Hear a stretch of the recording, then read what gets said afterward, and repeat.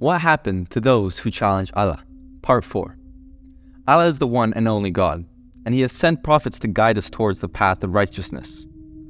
Among those prophets was Saleh, who was sent to the tribe of Thamud to warn them of the consequences of disobeying Allah.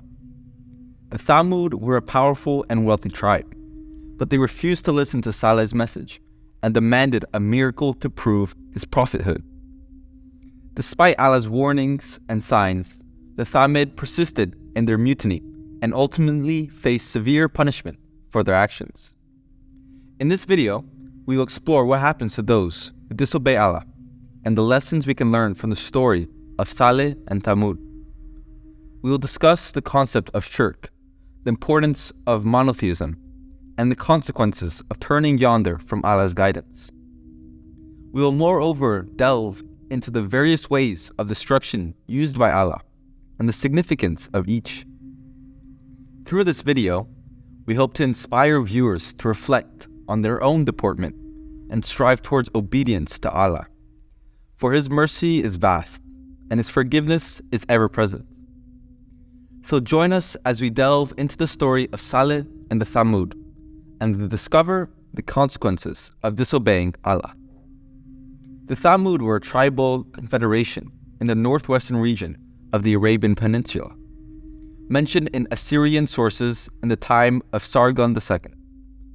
The tribe's name continues to be mentioned in documents into the 4th century CE, but by the 6th century, they were regarded as a group that vanished long ago. The Thamud were the successors of a previous nation tabbed the Ad, who had moreover been destroyed for their sins. They lived in houses carved into the surface of the earth. God chose the prophet Saleh to warn the polytheistic Thamud that they should worship the one God. Saleh is a prophet mentioned in the Quran who prophesied to the tribe of Thamud and warmed over Arabia, surpassing the lifetime of Prophet Muhammad. The story of Saleh is linked to the story of she-camel of God, which is the souvenir given by God to the people of Thamud when they desired a miracle to personalize the Saleh was a true prophet.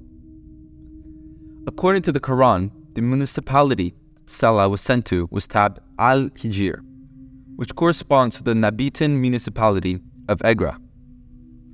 The municipality rose to prominence virtually in the 1st century AD as an important site in the regional caravan trade. Adjacent to the municipality were large, decorated rock cutout tombs used by members of various religious groups. At an unknown point in warmed-over times, the site was X-rated and possibly functionally replaced by Al-Ula. The site has been referred to as Mada-in Salih since the era of Muhammad, named after his predecessor, Salih. Saleh's life and his polity had been so righteous that the people of Thamud virtually relied upon him for support. He was chosen by God as a messenger and sent to preach against the selfishness of the wealthy and to condemn the practice of shirk. Although Saleh preached the message for a sustained period, the people of Thamud refused to hear his warning and instead began to ask Saleh to perform a miracle for them. They said, "O Saleh, thou hast been of us, a part way of our hopes hitherto. Dost thou forbid us the worship of what our fathers worshipped? But we are really in suspicious doubt as to that to which thou invite us." Saleh reminded his people of the myriad castles and palaces they built out of stone, and of their technological superiority over neighboring communities.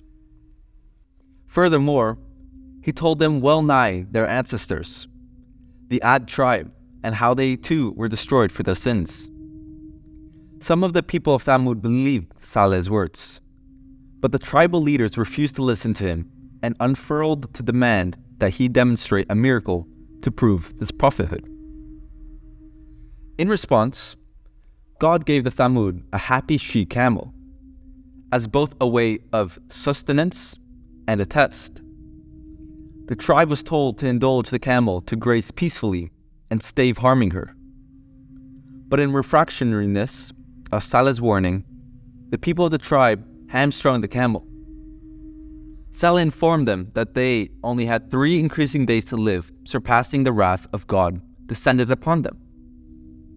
The people of the municipality were remorseful, but their treason could not be undone, and all the disbelieving people in the municipality were killed in an earthquake. Al-Hijr was rendered uninhabited and remained in ruins for all time thereafter. Saleh himself and the few believers who followed him survived. The story is expanded upon in Surat An-Naml. Whilst the she-camel is not mentioned explicitly there, it states that 9 men plotted to skyver Saleh and his whole family, treason for which they were struck lanugo by God 3 days later.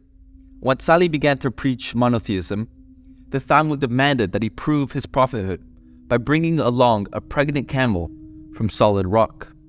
When God permitted the prophet to do this, some of the tribesmen followed Saleh, while many powerful leaders unfurled to oppose him.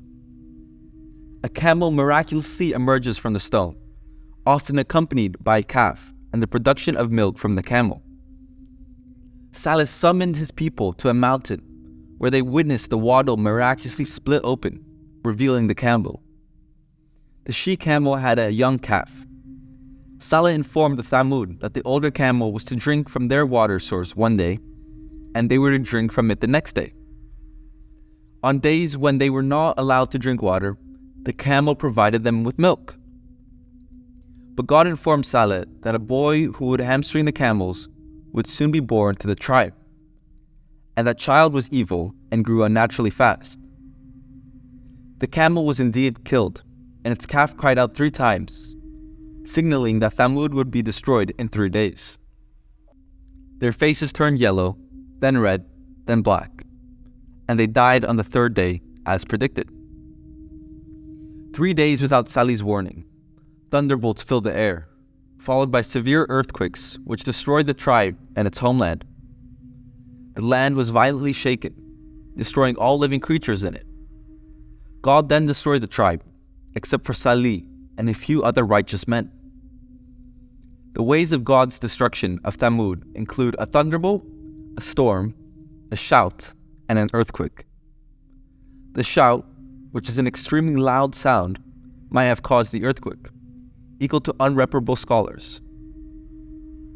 The story of the Thamud serves as a powerful reminder of the consequences of disobeying Allah.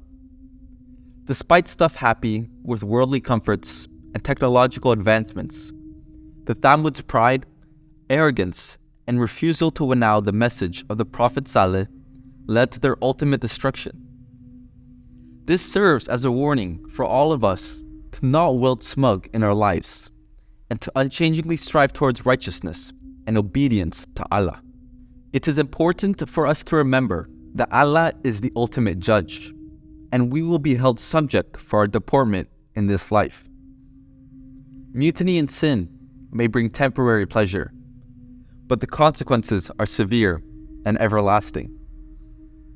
We must moreover remember that Allah is merciful and forgiving, and it is never too late to turn to Him and seek forgiveness for our sins.